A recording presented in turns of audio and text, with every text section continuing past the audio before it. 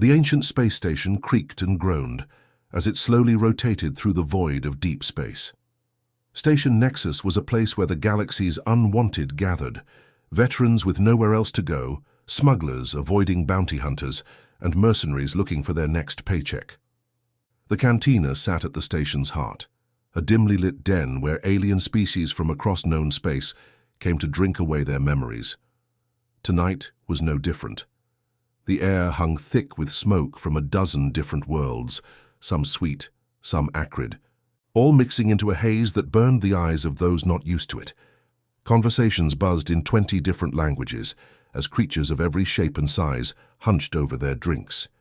Some had too many arms, others had tentacles instead of legs, and a few floated in environmental suits filled with toxic gases from their homeworlds. In the darkest corner of the cantina, away from the main crowd, sat a booth that had seen better days. The synthetic leather was cracked and patched, stained with substances that were best left unidentified. At this table sat Thaxmore, and even among the strange gathering of aliens, he stood out as particularly battle-worn. The Velaryon warrior was massive, standing nearly 8 feet tall when he bothered to straighten his hunched shoulders. His exoskeleton was a dull brown color, marked with deep scars that told stories of countless battles. Acid burns had eaten away patches of his natural armor, leaving behind twisted metal prosthetics that gleamed dully in the cantina's low light. His compound eyes were like black mirrors, reflecting the world around him while revealing nothing of what lay behind them. Around him sat a group of younger aliens, all recent graduates from various military academies scattered across the galaxy. They wore their uniforms with pride, their weapons clean and untested, their faces unmarked by the reality of war.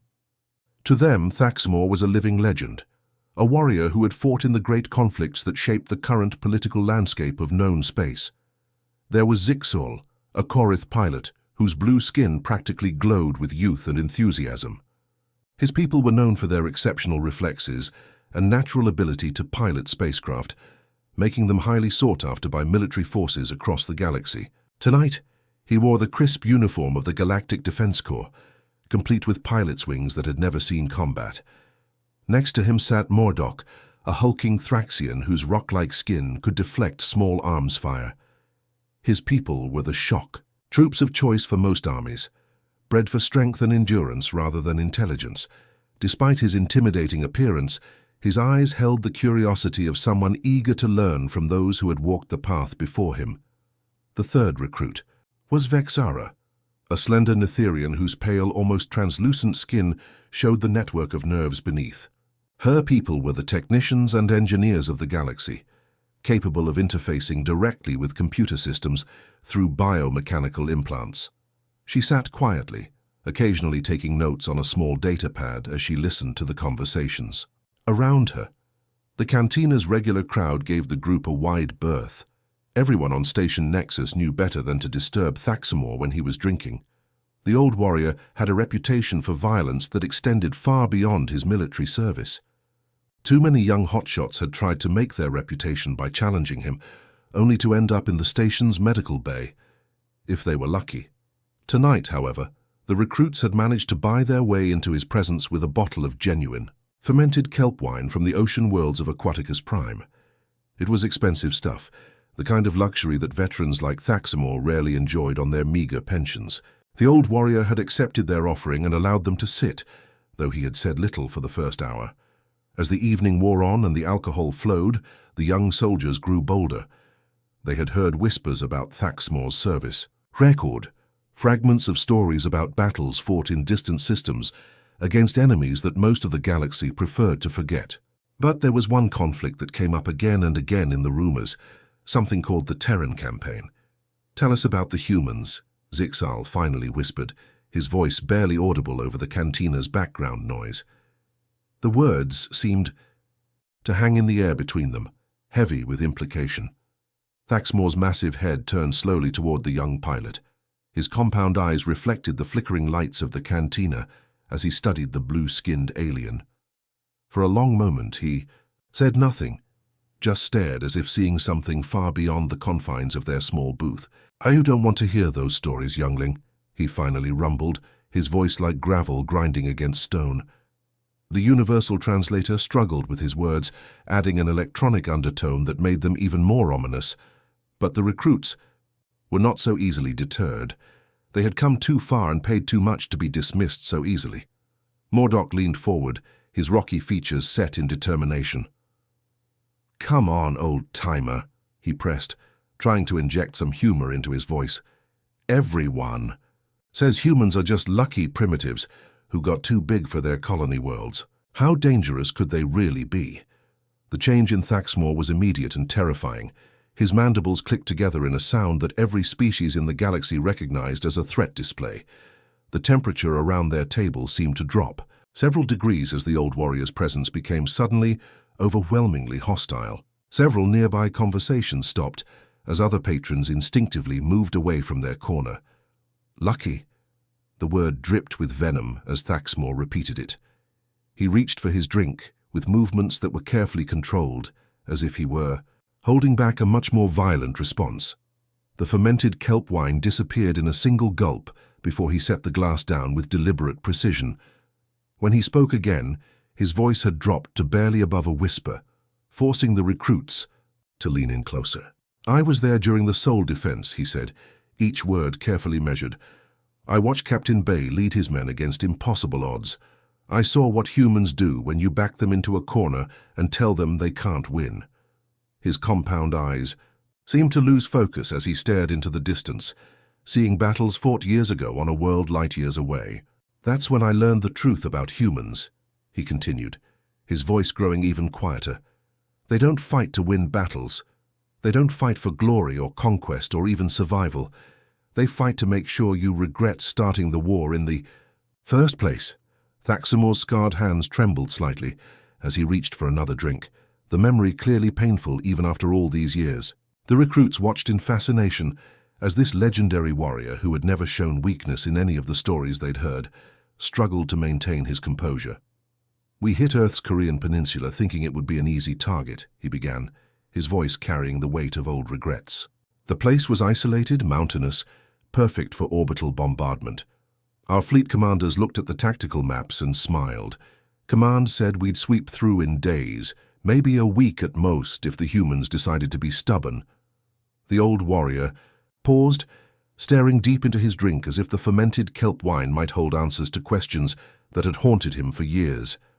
Around them, the cantina's noise seemed to fade as other patrons unconsciously strained to hear the legendary veteran's words. "The initial bombardment went exactly as planned," Thaxmore continued, his compound eyes reflecting the cantina's dim lights. "Our plasma cannons turned their cities into glass craters. Their military installations were vaporized before they could mount any real defense. We thought we'd broken their spirit before we even landed." He took another drink, longer this time, as if trying to wash away the taste of the memories. Captain Bay and his unit were trapped in what was left of Seoul, with maybe 50 soldiers left. Just 50, you understand. We had 3,000 troops, closing in from all directions, plus air support, plus orbital strike capability. Any sane species would have surrendered. Any rational military commander would have raised the white flag and saved his people. The recruits leaned forward, completely captivated. Zixel had stopped taking notes on his datapad, too absorbed in the story to remember his duties. Even the normally stoic Mordock was hanging on every word, his rocky features showing more emotion than anyone had seen from him before. "But humans aren't sane," Thaxmore said with a bitter laugh that made his mandibles click. "And they sure as hell aren't rational." Captain Bay looked at our overwhelming force, looked at his handful of wounded soldiers, and you know what he did? He smiled. Actually smiled and started giving orders like he had the advantage. The veteran's voice grew distant, as if he were seeing the events play out again before his compound eyes. His lieutenant was a fierce woman named Yoon, built like she could arm wrestle a Thraxian and win. When Bay told her they were going to hold the city, she didn't question it. She didn't ask how 50 soldiers were supposed to stop 3,000. She just looked at those ruins and saw opportunity where any other species would have seen certain death. Thaxmore gestured with his drink, nearly spilling the precious liquid. They turned every collapsed building into a fortress. Every pile of rubble became a sniper's nest. Every subway tunnel, every sewer pipe, Every crack in the ground became an ambush point. In 3 days, they had turned the entire ruined city into the most deadly maze any of us had ever seen. The old warrior's voice dropped to barely above a whisper, forcing everyone around him to lean in closer. For 3 weeks, just 50 humans held off our entire division. 3 weeks of the most brutal urban warfare I've ever experienced. We had superior numbers, better weapons, air support, orbital bombardment capability, and they still made us bleed for every single meter. Vexara, the quiet Nitherian engineer, finally spoke up. How is that possible? The mathematics don't work. 50 against 3,000 should be over in hours, not weeks. Thaxmore's compound eyes fixed on her with an intensity that made her shrink back into her seat. That's what we thought too, little engineer. That's what our battle computers calculated. That's what every military academy in the galaxy would teach you. But humans don't follow the mathematics of war. He took another drink before continuing. On the 5th day, I watched Corporal Park drag himself through a mountain of concrete rubble, with both legs shattered by a plasma blast. His bones were sticking out through his skin. He was leaving a trail of blood behind him. And he was still crawling forward. You know why? Because he was carrying enough explosives to take out our entire command post. The recruits exchanged shocked glances. Even among warrior species known for their courage, such dedication was unheard of. Mordok, whose own people were renowned for their stubbornness in battle, shook his massive head in disbelief. The worst part, Thaxmore continued, was watching their medic, a woman named Han. She'd taken a direct plasma hit to the face during the 2nd week. Half her head was burned beyond recognition, one eye was completely gone, and the pain must have been unbearable, but she kept fighting. She kept treating wounded soldiers, kept coordinating defensive positions, kept giving orders like nothing had happened. The veteran's voice cracked slightly as he relived the memory. I saw her perform surgery on a wounded soldier while under fire, using nothing but a combat knife and some improvised tools. She saved that man's life while plasma bolts were flying inches over her head. When our snipers tried to take her out, she just moved the operation into a collapsed subway station and kept working. Thaxmore stood up suddenly, his massive frame towering over the table. He began pacing in the small space beside their booth, his movements agitated as the memories overwhelmed him. They didn't retreat. They didn't surrender. They didn't even consider the possibility of defeat. Every time we thought we had them cornered, they'd find a way to turn our advantage against us. He slammed his fist down on the table, making the drinks jump and causing several nearby patrons to look over nervously. They made us pay for every meter in blood. Not their blood, our blood. 50 humans with basic infantry weapons and improvised explosives killed over 800 of our soldiers before reinforcements finally arrived. The cantina had grown quiet around them, other conversations dying as more and more aliens stopped to listen to the legendary warrior's tale. Even the bartender, a multi-tentacled creature from the Nebula sector, had stopped serving drinks to eavesdrop on the story. When it was finally over, Thaxmore said, his voice barely audible, when human reinforcements broke our siege and drove us back, I found Captain Bay's body in the ruins of what used to be a shopping center. He was still holding his weapon, still facing toward our lines. Even in death, he looked ready to fight. The worst part, Thaxmore continued, his voice barely audible above the cantina's background hum, was watching them learn. Not just learn, absorb everything like living sponges, soaking up knowledge that should have taken years to understand. He rubbed one of his scarred mandibles, a nervous habit he'd developed since the war. On the 2nd day of the siege, we lost our first shield generator. Just went dead, completely fried from the inside. Our engineers spent hours trying to figure out what kind of advanced weapon could cause that kind of precise overload. The old warrior's compound eyes seemed to lose focus as he relived the memory. Turns out it was Sergeant Kim, a human engineer who'd never seen our technology before in his life. He'd studied one of our damaged patrol drones for maybe 6 hours, then figured out how to reverse the power flow in our shield systems. 6 hours to crack technology that took our best scientists decades to develop. Zixel shifted uncomfortably in his seat. As a pilot, he understood how complex military technology could be. The idea that someone could master alien systems so quickly seemed impossible. By the 3rd day, Thaxmore continued, Private Lee was using our own plasma rifles against us. Kid couldn't have been more than 20 years old, still had that soft look that comes from growing up on a peaceful world.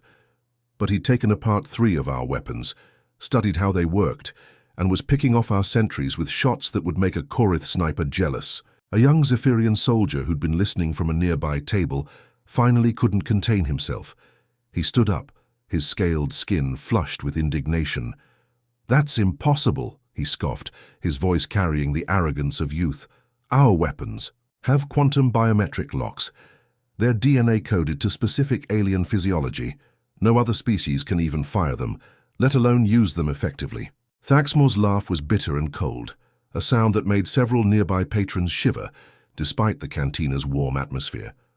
"Tell that to Engineer Moon," he said, his voice dripping with dark amusement. "Tell that to the woman who made our unbreakable security system her personal joke."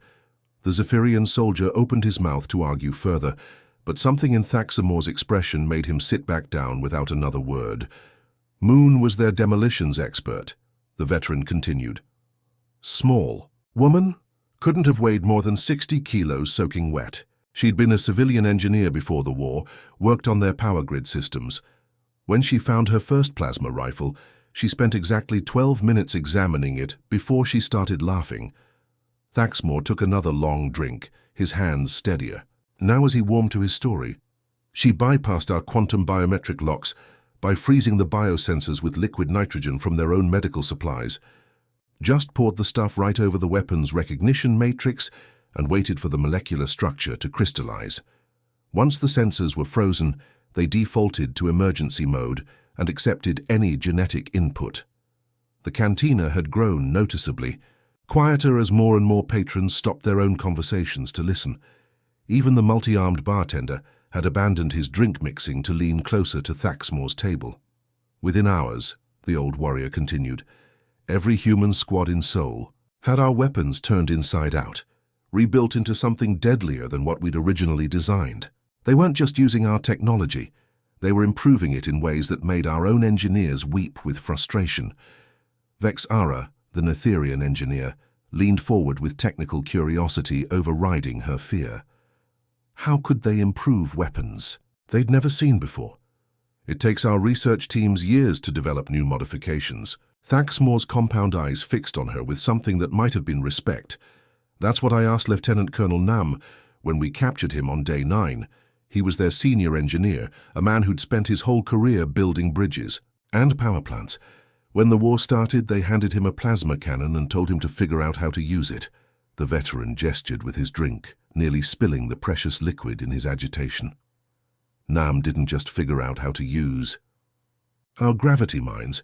He turned them into weapons that could collapse entire city blocks. He daisy-chained 6 of them together, modified their resonance frequency, and created what he called seismic bombs.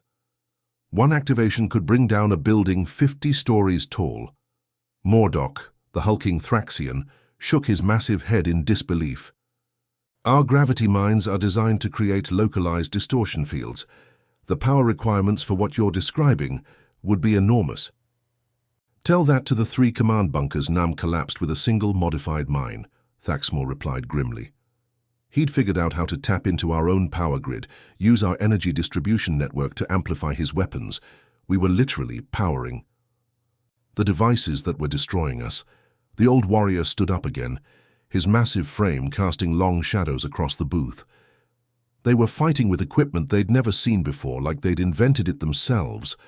Our plasma rifles became sniper weapons with triple the normal range. Our communication devices became jamming equipment that could blind our sensors for kilometers. Our medical scanners became targeting systems for improvised artillery." He began pacing again, his agitation growing as the memories overwhelmed him. "By the end of the first week, we weren't fighting humans anymore. We were fighting ghosts who knew our weapons better than we did.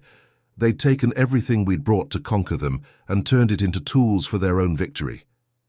Thaxmore stopped pacing and faced his audience, his compound eyes reflecting the cantina's lights like black mirrors. "I watched Private Choi take down one of our assault mechs with nothing but scavenged parts and a deep understanding of harmonic frequencies. She'd built a sonic weapon from medical equipment and communication devices that could shatter our armor plating like glass. The cantina was now completely silent, every patron hanging on the veteran's words. Even the station's environmental systems seemed quieter, as if the entire structure was holding its breath. The most terrifying part, Thaxamore continued, his voice dropping to barely above a whisper, was watching them teach each other. Every breakthrough, every innovation, every deadly modification spread through their forces like wildfire. What one human learned, they all learned within hours. He sat back down heavily, suddenly looking every one of his many years. We'd brought our finest technology to crush a primitive world. Instead, we'd handed the most dangerous species in the galaxy a complete education in advanced warfare. By the time reinforcements arrived, those 50 humans in Seoul had become the most well-armed, well-equipped, and well-informed enemy force any of us had ever faced. Thaxamore's compound eyes reflected the dim cantina lights as he reached the climax of his tale, the memory so vivid it seemed to transform his scarred features. The old warrior's hands clenched into fists as he relived what he clearly considered the most terrifying part of his entire military career. The real nightmare began when reinforcements arrived, he said, his voice carrying a weight that made the air itself seem heavier. But here's the thing that still keeps me awake at night. The reinforcements weren't for us. They were for them, for 50 humans who should have been dead 3 times over. He paused to take another drink, his movements sharp and agitated. General Shin led the counteroffensive, and from the moment his forces arrived, nothing made sense anymore. Our tactical computers had been programmed with thousands of years of military strategy from dozens of species. Every possible battle scenario, every logical response, every predictable move. It was all in there. The veteran's mandibles clicked in what his species considered dark laughter. Shin threw all of that out the window on day 1. His first move was to split his forces into 17 different groups and attack us from directions that didn't exist on any tactical map. Our battle computers spent 3 hours trying to calculate what he was doing before they just gave up and declared his strategy impossible to analyze. Zixel, the young Korith pilot, leaned forward with professional interest. What kind of impossible? I've studied military tactics from across the galaxy. There are only so many ways to approach a target. Thaxamore's compound eyes fixed on the blue-skinned pilot with something that might have been pity. Our battle computers couldn't predict human movements because humans don't follow logical patterns. They don't do what makes sense. They do what works even when it shouldn't work. He gestured wildly with his drink, some of the precious liquid sloshing over the rim.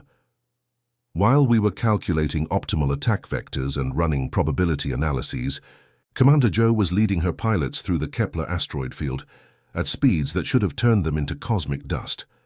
She was using gravitational slingshots from 3 different moons to appear behind our fleet formation. The old warrior stood up abruptly, his massive frame towering over the table as he began pacing in the confined space. Do you understand what I'm telling you? She was flying through an asteroid field that our own navigators considered impassable, using gravitational physics that our engineers said was theoretically impossible, to attack us from an angle that didn't exist on any of our tactical displays. Mordok, the hulking Thraxian, shook his rocky head in confusion. That's not how space combat works. You can't just appear behind an enemy fleet. There are sensor networks, early warning systems, patrol routes. Tell that to the crew of the battlecruiser Dominion, Thaxamore replied grimly. They had the most advanced sensor array in our fleet, could detect a fighter craft from 3 light years away. Commander Joe and her squadron materialized less than a kilometer behind them, completely invisible to every piece of detection equipment we had. The veteran's voice grew more animated as he continued, his pacing becoming more frantic. She'd used the asteroid field's magnetic interference to mask her approach, timed her slingshot maneuver to coincide with a solar flare that blinded our sensors, and somehow calculated a trajectory that kept her ships in the sensor shadow of our own vessels until the moment she attacked. Vexara, the quiet engineer, looked up from her data pad with wide eyes. The mathematical complexity of such a maneuver would be staggering. Our best combat computers couldn't calculate those variables in real time. That's just it, Thaxamore said, stopping his pacing to lean over the table. Jo didn't use computers. She did it all in her head, flying by instinct and experience. When our technical teams analyzed the battle data afterward, they found that she'd made over 400 micro-adjustments during the approach, each one perfectly timed to avoid detection. The cantina around them had fallen completely silent, every patron straining to hear the incredible story. Even the background music had stopped, leaving only the soft hum of the station's life support systems. But that was just the beginning, Thaxmore continued, his voice growing darker. While Commander Jo was making our space forces look like amateur pilots, Admiral Kang was doing something even more impossible. He was turning our own allies against us. The old warrior's compound eyes seemed to burn with remembered fury. Kang somehow convinced 3 separate alien resistance groups to coordinate attacks across 12 systems simultaneously. The Vorthak rebels, the Zephyrian independence movement, and the Korith separatists, species that had been fighting each other for centuries, suddenly started working together like they'd been allies their whole lives. Zixal's blue skin darkened with embarrassment. The Korith separatist movement was a source of shame for his people, a reminder of their species' tendency toward internal conflict. How do you fight an enemy who can turn your own allies against you just by talking to them? Thaxmore asked, his voice cracking with emotion. Kang didn't offer them weapons or technology or promises of conquest. He just talked to them. Somehow, in the space of a few conversations, he convinced 3 different species to put aside centuries of hatred and work together for a common cause. The veteran sat back down heavily, his massive frame seeming to deflate as the weight of the memories pressed down on him. Our intelligence reports showed that Kang met with their leaders for less than 6 hours total. 6 hours to create an alliance that our diplomats had been trying to prevent for decades. Mordok leaned forward, his rocky features showing genuine confusion. What did he say to them? What could possibly convince natural enemies to work together? Thaxmore's laugh was bitter and hollow. According to the recordings we intercepted, he told them the truth. He showed them what we'd done to Earth, what we planned to do to their worlds, and asked them a simple question. Do you want to be next? The old warrior's voice dropped to barely above a whisper. Within days, we were fighting a 12-front war against enemies we'd never expected to face. Our supply lines were cut, our communication networks were jammed, and our reinforcement fleets were being picked off one by coordinated attacks. He took another drink, his hands steadier now as he neared the end of his tale. But the worst part, the part that still haunts me, was Colonel Ryu's ground forces.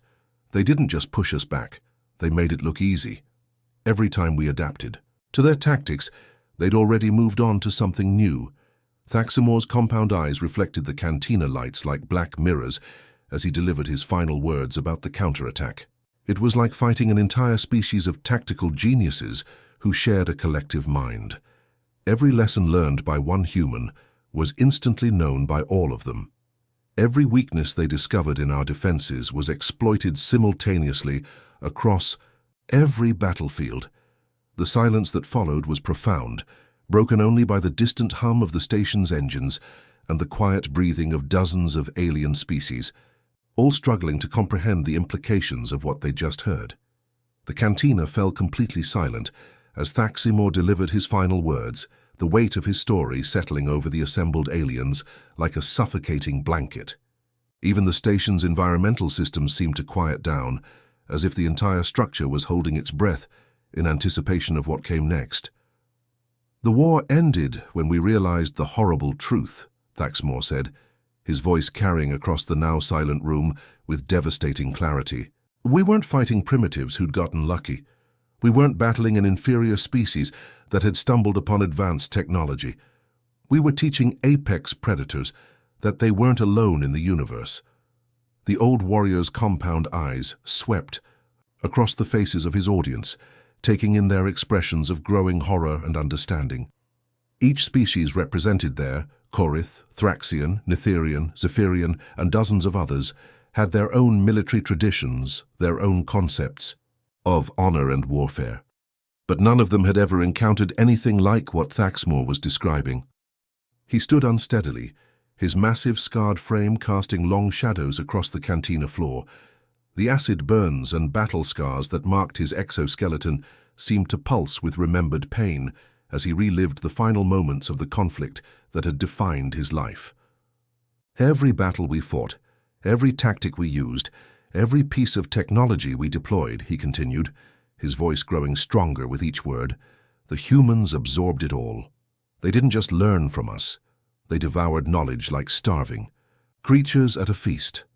Thaxmore began walking slowly around the cantina, his heavy footsteps echoing in the silence as he addressed not just his original audience, but every alien present. Captain Bay, Lieutenant Yoon, Sergeant Kim, Private Lee, Engineer Moon, all of them. They weren't just defending their world. They were studying us. Every weapon we fired, every formation we used, every communication we sent, it was all part of their education. A Vorthak trader near the bar dropped his drink, the sound of shattering glass unnaturally loud in the oppressive quiet. The multi-tentacled creature stared at Thaxmore with all 6 of his eyes, his usual composure completely shattered. "Do you understand what I'm telling you?" Thaxmore asked, his voice rising with emotion. "While we were trying to conquer them, they were learning everything about us. Our strengths, our weaknesses, our technology, our tactics, our psychology. They absorbed it all and made it their own." The veteran's mandibles clicked together as he struggled to control his emotions. I was there when our command structure finally understood what was happening. It was day 18 of the Seoul defense. Our intelligence officers had been monitoring human communications, trying to understand their defensive strategies. He paused near a table of young Korith officers, their blue skin pale with fear. What they found was terrifying. The humans weren't just coordinating their defense, they were sharing detailed analysis of our equipment, our tactics, our species' psychological profiles. They'd turned the entire siege into a learning laboratory. Thaxmore's voice dropped to barely above a whisper, but somehow it carried to every corner of the cantina. Private Choi had written a technical manual on Valarian plasma weapons based on 3 days of combat observation. Corporal Park had created detailed psychological profiles of our command staff just by studying their tactical decisions. They knew us better than we knew ourselves. The old warrior moved to the center of the room, his presence commanding the attention of every alien present. When the ceasefire was finally signed, our negotiator, Admiral Vexthon, the most experienced diplomat in our fleet, sat down across from Admiral Kang, expecting to discuss terms with a defeated enemy. Thaxmore's compound eyes seemed to glow with remembered fear. Kang looked our negotiator in the eye and said, "Thank you for the education." Just like that. 6 simple words that changed everything we thought we knew about warfare in the galaxy. Several aliens in the crowd shifted uncomfortably, the implications of those words beginning to sink in. The idea that a species could turn military conquest into a learning experience was beyond their comprehension. "That's when we understood," Thaxmore continued, his voice growing stronger. "We'd handed the most dangerous species in the galaxy a complete course in interstellar warfare. We'd shown them our weapons, our tactics, our technology, our weaknesses. We'd given them a comprehensive education in how to fight and defeat every major species in known space." The veteran's voice cracked with emotion as he continued. "Admiral Vexthon came back from that negotiation a broken man. He told me later that Kang had known things about our military capabilities that were classified at the highest levels. The human had analyzed our entire fleet composition, our supply lines, our reinforcement schedules, just from observing our siege tactics." Thaxmore walked back to his original table, where the young recruits sat in stunned silence. The Seoul defense lasted exactly 3 weeks. 3 weeks of what we thought was us slowly grinding down human resistance. 3 weeks of humans learning everything they needed to know about galactic warfare. He placed his payment on the table. With deliberate care, the sound of credits hitting the surface unnaturally loud. The human counter-offensive that followed conquered half the galaxy in 3 months. 3 months to dismantle military alliances that had taken centuries to build. 3 months to defeat species that had been waging war for millennia. The old warrior turned toward the exit, his massive frame moving with the careful dignity of someone carrying an unbearable burden. "We thought we were invading primitives who'd gotten too big for their small corner of space. We thought we were teaching them their place in the galactic order. His voice echoed through the cantina as he reached the doorway. Instead, we woke up sleeping dragons. We took the most dangerous predators in the galaxy and taught them how to hunt among the stars. Thaxmore paused at the threshold, his compound eyes sweeping the room one final time. Captain Bay died defending Sol, but his sacrifice brought humanity something more valuable than victory. It brought them knowledge. Knowledge of how we fight, how we think, how we can be defeated. The veteran's final words hung in the air like a death sentence. Today, human military advisors train the armies of half the galaxy. Human engineers design the weapons that protect our worlds. Human diplomats negotiate the treaties that keep peace between species. They didn't just survive our invasion, they used it to become the most powerful force in known space. As Thaxmore's footsteps faded into the station's corridors, the cantina remained silent for long minutes. Each alien present was lost in their own thoughts about the terrible price of underestimating humanity. The young recruits sat frozen at their table, their dreams of military glory forever changed by the veteran's words. Finally, the multi-tentacled bartender spoke, his voice barely audible in the oppressive quiet. 50 humans held off 3,000. For 3 weeks, he whispered, and now they rule half the galaxy. The silence that followed was answer enough. The end.